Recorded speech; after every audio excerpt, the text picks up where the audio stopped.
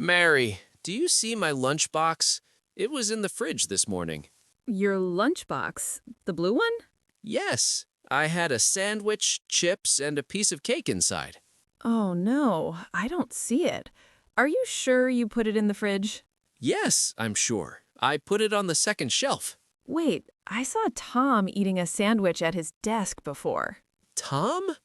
Was it a big sandwich with cheese and tomato? Yes, and he had chips too.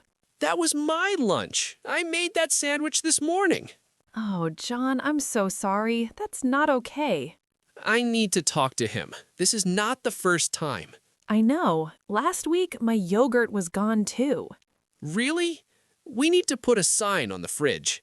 Yes, something like, please don't take other people's food. Good idea. But first, I need to find something to eat. I'm so hungry. Come on, I'll buy you lunch today. Thank you, Mary. You're a good friend. No problem, but next time, put your name on the box. Ha! Yes, lesson learned.